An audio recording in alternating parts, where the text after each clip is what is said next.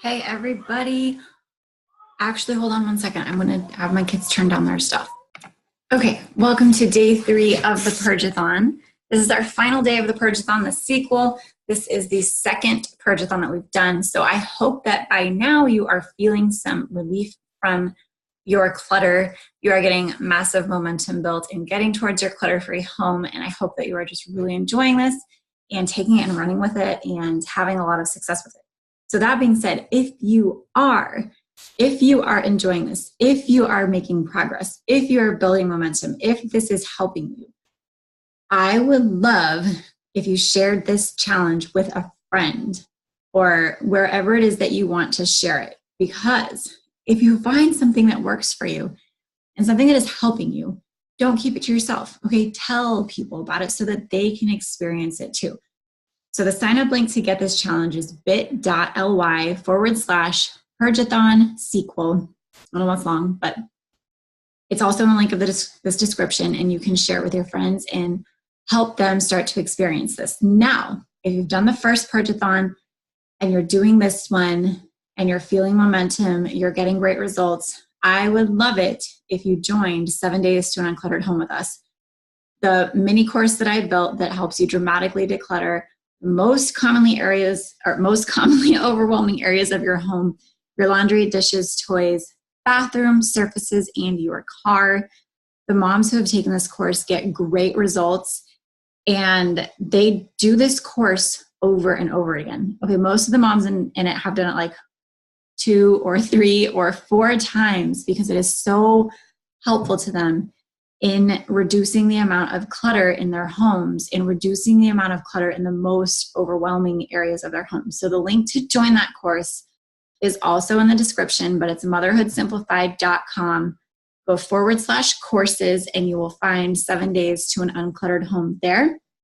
I would love to see you inside of that because you are making so much progress. I don't want you to stop. I want you to keep going. And that course is really the next best step, the next natural step, the easiest step, the most simple step. Is straightforward. It's so simple, but so powerful. And I would love to see you in it. So that being said, let's get on to day 3. And the next 3 topics today is focused on all things like kids in storage, right? So let's talk number 1, those future kid things. Now, this is a personal decision that you're just going to have to make for yourself, but it is something that comes up often in the Motherhood Simplified community, and that is, what do I do with all the stuff that I'm saving for my future kids? First things first, unless you have another kid on the way right now, or you know for sure that you are going to be having a kid very, very soon, most of the stuff I would recommend getting rid of. Because when you keep boxes full of clothes stuffed into a box in the back of a closet, what happens is that a few things happen. You forget it's there. You forget what's in it. You open it up and it kind of has that old smell of like it's been sitting there for a while. The clothing inside of it gets kind of dated and you're not excited about it, or it's the wrong gender, or it's the wrong season and it doesn't fit them in the right season, and you end up having to go get a bunch of new stuff anyway.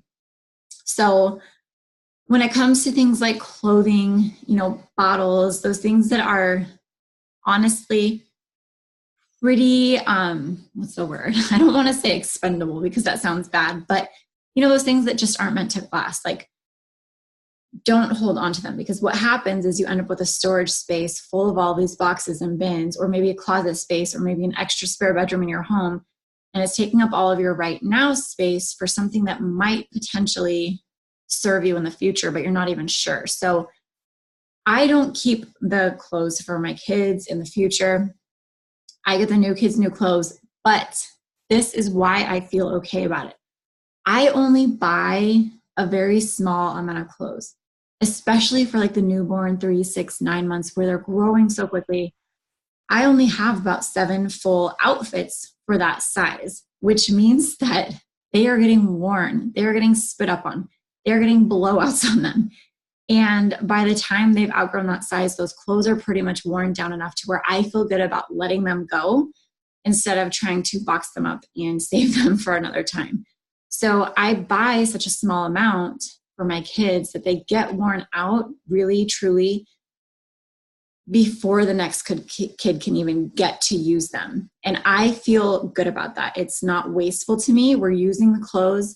They are living their life, and I'm not spending a ton of money on it because I'm doing it minimally. Now, for things like toys, this is also a personal decision, but I've pretty much only kept the same core group of toys for my kids that are open-ended. Maybe you've seen it in the group or seen it around, but it's their doll houses, magnet tiles, their magnet tiles, some board games. But I mean, that's pretty much it. I don't save all of the big gadgets. And for baby gear, I don't buy all of the baby gear because I did it with my first, and most of it wasn't used. I had a swing, I had a rocker, I had a bassinet with a little rocker thing attached. I had, oh my gosh, like every gadget imaginable. And most of it wasn't used. So with my second, I got rid of it. I gave most of it to a friend and I didn't buy it again. And when I had my third, hang on one second. So for my third, I didn't buy any of the gear. We had a pack and play for her to sleep in for the first few months that doubled as a bassinet. We had a baby carrier, like a little sling and a backpack. And then we had her clothes, a couple blankets, and some bottles, even though she was mostly breastfed. And that was it. Car seat.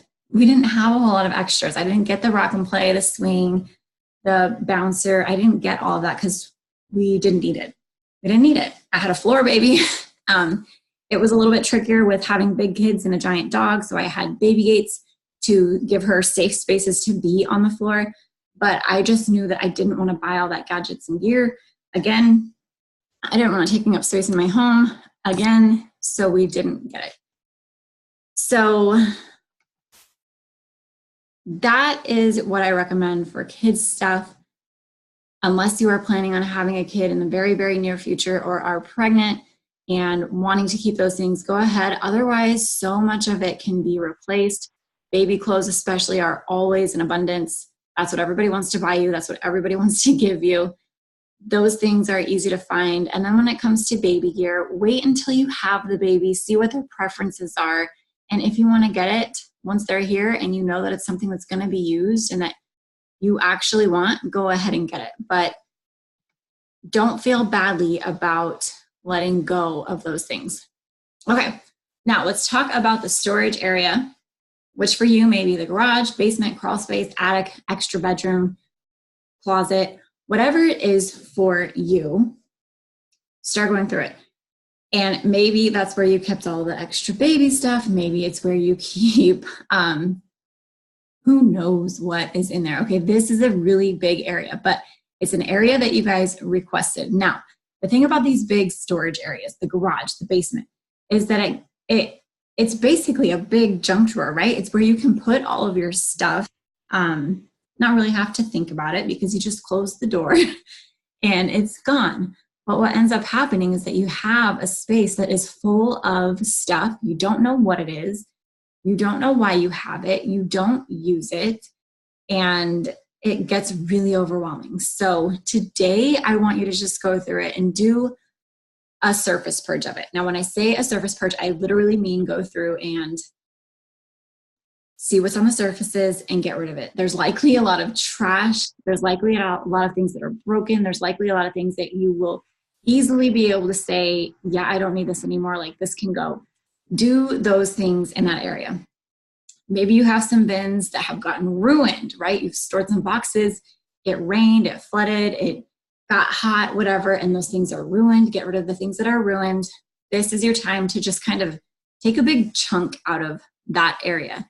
Get rid of the easy things. Okay, you're not going to get this area done in a day. Promise you that. Because I've done this before, guys, and I've worked with a lot of you, but this is your day to just make big progress on it. Make big progress, okay? Get a lot of things out. Make some big, bold decisions today on the things in that area and let it go. Okay, final thing we're going to talk about are the toys and the kids' rooms. So I wanted to keep this kind of general, not specific to toys, but you guys did specifically ask for toys in kids' rooms. And we did toys in the original Purgeathon. But I want to give you some different kinds of tips for toys in kids' rooms this time. So if you have kids, you know that toys end up all over the house, right? Like I could flip this camera around right now, you would see a Santa hat, a giraffe, a little gold medal, a book, because that's what happens with kids' stuff, right? They have toys, they take it, and that's okay. Like that's not the problem. The problem is when it comes time to put things away, they don't know where it goes. So today for toys in the kids' rooms, and maybe even a playroom, I want you to create the boundary of where the toys are kept. So my big kids know that all of their small toys stay in their room. Their Shopkins, their Legos, their clay, they're things that the baby can't get, right? They have gates up on their doors into their bedrooms so that the baby can't get in there. And they know that's the boundary. That's where those toys have to stay because I don't want the baby to choke, right? Or to eat the pieces. And they don't want her to ruin their stuff. So it works out, but that's the strong boundary. And this helps with cleanup because when it's time at the end of the day to go put all the toys away that are strewn throughout my bedroom right now, they know where to take them. I say, hey guys, time to clean up. Let's take these back where they go.